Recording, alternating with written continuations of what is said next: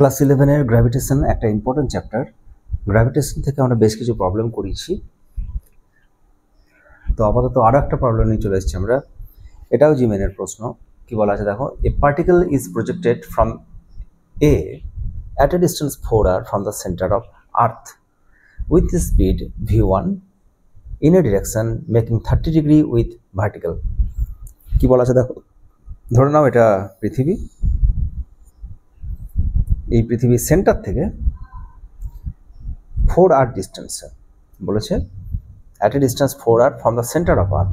তাহলে ছবিটা একটু বড় হয়ে গেল, তুমি যদি এটা r দেখো তাহলে 4r দেখানো জটিল আছে, ছোট করে আঁকছি পৃথিবীটা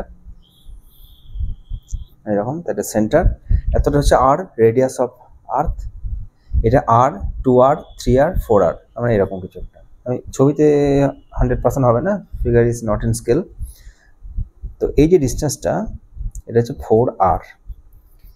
এই বিন্দু থেকে মানে ভূপৃষ্ঠ থেকে 3r ডিস্টেন্সে কি করা হয়েছে, এই particle is projected with an angle 30 degree with vertical. তার মানে এইটার সাথে 30 ডিগ্রি অ্যাঙ্গেলে একটা পার্টিকেলকে v1 ভেলোসিটি দিয়ে ছুড়ে দেওয়া হয়েছে with velocity v1 from vertical. এবার কি বলা আছে, if the particle passes grazing the surface of the, grazing মানে তল ঘেঁষে যাওয়া। তাহলে যদি তুমি পার্টিকেলকে এই দিক বরাবর ছাড়ো তাহলে কি হবে, সে এইভাবে কিছু একটা চলে যাবে এরকম করে। একটা পৃথিবী পৃষ্ঠে যদি একটা বলকে তুমি এইদিকে ছেড়ে দাও তাহলে এটা ভাবার দরকার নাই যে এটা সোজাই এদিকে ঢুকবে। তুমি যদি বাইরে থেকে অবজারভেশন করো তাহলে পৃথিবীর সাথে সাথে এর ভেলোসিটি রয়েছে, তো সেই ভেলোসিটি অনুসারে তার ট্র্যাজেক্টরি হবে। পৃথিবীর হরাইজন্টাল ভেলোসিটি যেটা, সেটা তো ও পাবে। তো তুমি রেস্ট অবস্থায় ছেড়ে দিলে সে হরাইজন্টাল ভেলোসিটি অনুসারে সে একটা ইলিপ্টিক্যাল পথ সে পাবে। তো এখানে কি বলা হচ্ছে, এখানে পার্টিকেলের ভেলোসিটিটাই বলা হচ্ছে যে তুমি যেখান থেকে দেখছো, বাইরে থেকে দেখছো কিছু একটা, তো এখানে ভার্টিক্যালের সাথে v1 ভেলোসিটি দিয়ে তুমি ছুড়ে দিয়েছো। তাহলে কি হবে, এইভাবে এই যে এটা সেন্টার যেটা, তো এইভাবে আসতে পারে, এরকম একটা পথ হতে পারে এরকম, মানে একটা কমপ্লিট ইলিপস এরকম, অথবা আরেকটু ভালো ইলিপস হতে পারে, অথবা এরকম করে সার্কেল হতে পারে একটা, বা কিছু একটা হবে এইভাবে। তো তোমাকে প্রবলেমটা কি দিয়েছে দেখো, প্রবলেমটা বলেছে যে এইভাবে যখনই ওকে ভি ভেলোসিটি নিয়ে ছুড়ে দেওয়া হয়েছে সে তল ঘেঁষে বেরিয়ে গিয়েছে পৃথিবীর। এখানে কি, এখানে আর্থকে হিট করবে। যদি এইভাবে আসে তাহলে আর্থকে হিট করবে, হিট করলে হবে না, তল ঘেঁষে বেরিয়ে একটা ইলিপস বানিয়ে নিতে হবে, সেটাই তোমাকে বলা আছে। তাহলে এখান থেকে একদম জাস্ট এরকম করে এটাকে বের করো, দিয়ে একদম এইভাবে জাস্ট তল ঘেঁষে এই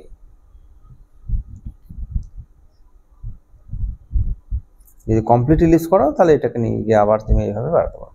এটা এই কেন্দ্রটা জানে ভিতরে থাকে এরকম কিছু একটা, এরকম কিছু হয়েছে। যাই হোক, খুব বেশি ছবিতে জোর দেওয়া দেখো না, আমার দরকার এইটুকু পাঠ। তো এবার তোমাকে বের করতে বলেছে কি, বলেছে তাহলে v1 এর মান কত, যদি এটা তল ঘেঁষে বেরিয়ে যায় v1 এর মান কত। তো জেনে রাখো, এইরকম যদি পার্টিকেলকে উপরে ছুড়ে দেওয়া হয় সে কত দূর, কত উচ্চতা পর্যন্ত লাভ হবে, বা সে কেমন ইলিপস বানাবে, বা কীরকম তার পথ হবে, এইসব প্রবলেমগুলো সলভ করার নিয়ম হচ্ছে দুটো জিনিস। একটা হচ্ছে টোটাল এনার্জি কনজারভেশন, মেকানিক্যাল যে এনার্জি, যে কোনো ঠিকঠাক দুটো জায়গা বেছে নাও তোমার পছন্দ মতো, সেই দুটো জায়গায় এনার্জি কনজারভেশন করো। আর একটা হচ্ছে angular momentum conservation. Angular momentum মানে কি, অ্যাঙ্গুলার মোমেন্টাম এল, এটাকে আমরা এল দিয়ে প্রকাশ করি, এটা হয় আর ভেক্টর ক্রস পি ভেক্টর। তার মানে কোনো একটা অরিজিন আছে এখানে ও বিন্দু, এই ও বিন্দু থেকে আর দূরে যার পজিশন ভেক্টর আর ভেক্টর, সেখানে একটা পার্টিকেল আছে, তার ভেলোসিটি কিছু একটা আছে এম ভরেসে, তার ভেলোসিটি সাপোজ ভি। তাহলে তোমাকে যদি বলে এই অরিজিনের সাপেক্ষে এর অ্যাঙ্গুলার মোমেন্টাম কত, তাহলে it is R cross P. আর যদি এটা 90 ডিগ্রি হয়ে যায় তাহলে এমভি আর। ঠিক আছে, পি মানে কত, পি মানে MV momentum mass into velocity, তাহলে এটা এমভি আর এরকম হয়ে যায় এর মান, যদি এটা 90 ডিগ্রি হয়। 90 ডিগ্রি না হলে তুমি ওইটা রেখে দেবে। তো এটা এই বিন্দু। আর তোমাকে যদি বলে টর্ক কত এই বিন্দু রেসপেক্টে, তাহলে তারও ফর্মুলা ঠিক এরকম, tau vector about that same origin ও ইজ আর ভেক্টর ক্রস, তার উপর ফোর্স কত আর ক্রস এল। দেখতে পাচ্ছি অ্যাঙ্গুলার মোমেন্টাম এবং টর্ক দুটি অরিজিনের উপর নির্ভরশীল, অরিজিন চেঞ্জ করলে আর পাল্টে যাবে। তো এইবার যদি অ্যাঙ্গুলার মোমেন্টামটা তুমি যে অরিজিন থেকে মেপেছো, টর্ক যদি সেই অরিজিন থেকে মাপা হয়, তাহলে এদের মধ্যে নিউটনের সম্পর্ক হচ্ছে external torque equal to dl/dt। আর যদি এক্সটার্নাল টর্ক 0 হয়ে যায়, তাহলে অ্যাঙ্গুলার মোমেন্টাম হয়ে যাবে কনস্ট্যান্ট, ধ্রুবক, ইফ টাউ এক্সটার্নাল ইজ 0। যদি এমন হয় এক্সটার্নাল টর্ক যদি 0 হয়ে যায়,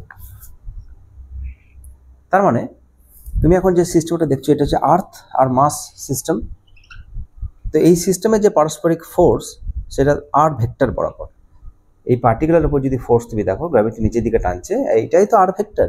তো আর ভেক্টর আর ফোর্স যদি পরস্পর 0 ডিগ্রি হয়ে যায় বা 180 ডিগ্রি হয়ে যায়, তাহলে টর্ক 0 হয়ে যাবে। তো ইন্টারনাল টর্ক যদি তুমি দেখো এখানে, দ্যাট ইজ 0।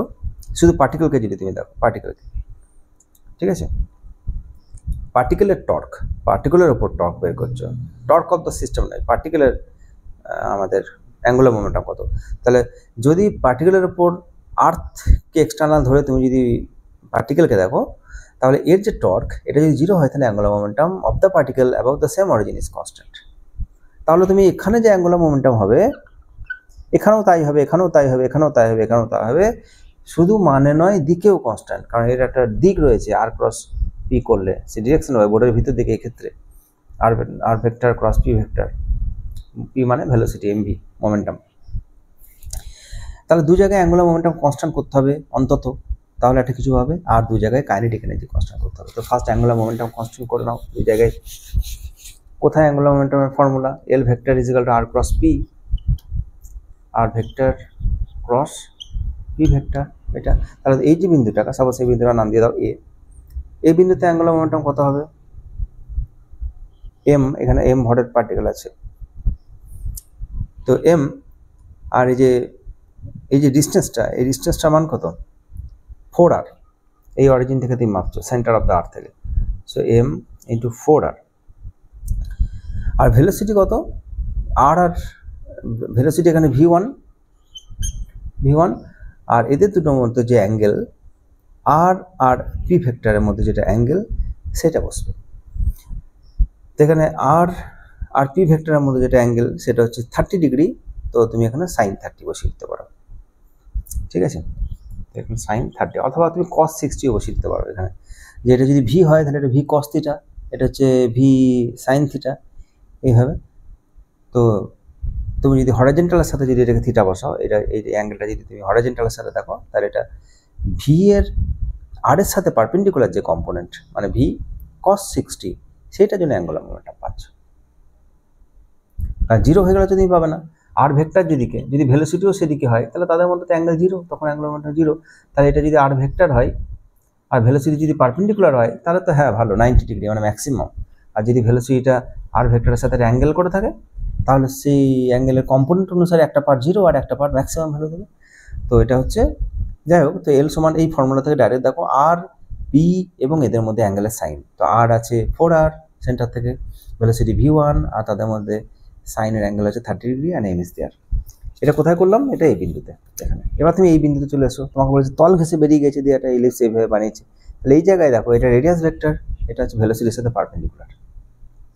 এখানকার ভেলোসিটি ধরে নাও v2। তাহলে কত হবে? মাস mvr, ফর্মুলা এই যে mvr। তাহলে আর মানে রেডিয়াস, এখানে 4, এখানে আর তল ঘেঁষে বেরিয়ে গেছে না, পৃথিবীকে টাচ করে জাস্ট বেরিয়ে গেছে, সবে মাত্র টাচ করে, সুতরাং এইভাবে বেরিয়ে গেছে। So this is r, mvr এর। তাহলে এম পেলে, আর পেলে, ভিটা কত? v2। এখানে কি আর সাইন থিটা কস থিটা লাগবে? কিচ্ছু লাগবে না, কারণ এটা আর ভেক্টরের সাথে ভি ভেক্টর অলরেডি পারপেন্ডিকুলার। পুরো ভেলোসিটিটা অ্যাঙ্গুলার মোমেন্টাম দিচ্ছে। এম ক্যান্সেল করে দাও, দুই থেকে আর ক্যান্সেল করে দাও, তাহলে কি পেলে? v2/v1 সমান 2। তাহলে v2/v1 সমান 2। এটাকে তুমি সরিয়ে রাখো, ইকুয়েশন নাম্বার 1, ঠিক আছে।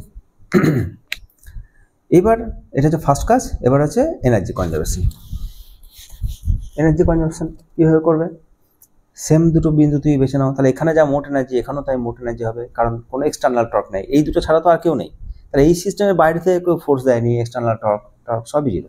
সুতরাং অ্যাঙ্গুলার মোমেন্টাম কনস্ট্যান্ট তুমি বের করেছো।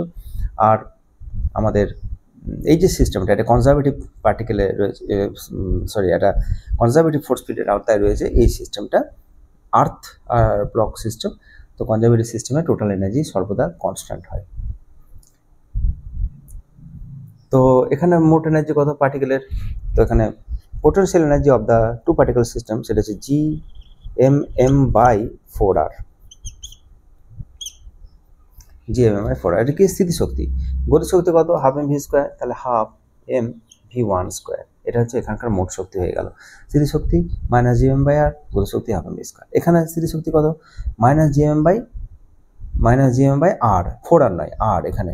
আর কাইনেটিক এনার্জি কত, হাফ এম V2 স্কোয়ার, তাহলে it is equal to -GMM/R and plus half M V square.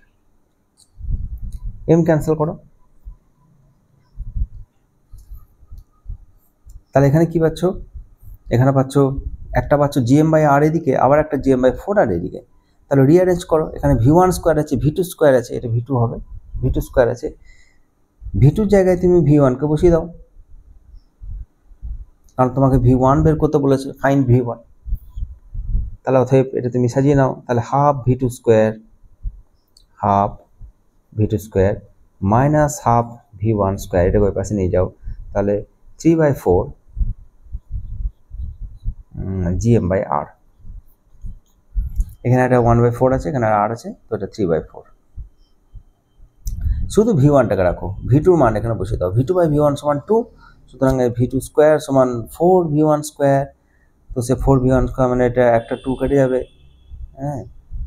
তো ক্যালকুলেশন করবে, আর আমার বলার কিছু নেই। তো এখান থেকে তুমি V1 এর স্কোয়ার তুমি পাবে হাফ GM/R, তাহলে V1 কত হবে, রুট অফ দ্যাট। এবার GM/R এর ভ্যালু তুমি জানো, এখানে দেওয়া আছে, দেখো GM/R সমান এটা। যদি না জানো তাহলে জি এর মান, পৃথিবীর এই যে এখানে যে পৃথিবী তার মাস কত, রেডিয়াস কত, এগুলো ডেটা বসালে তুমি এটা পাবে 6.4 × 10⁻⁷। তো এটা বসাবে, ক্যালকুলেশন করবে, V1 এর মান বের করবে, দেখবে 8000/√2 আসবে,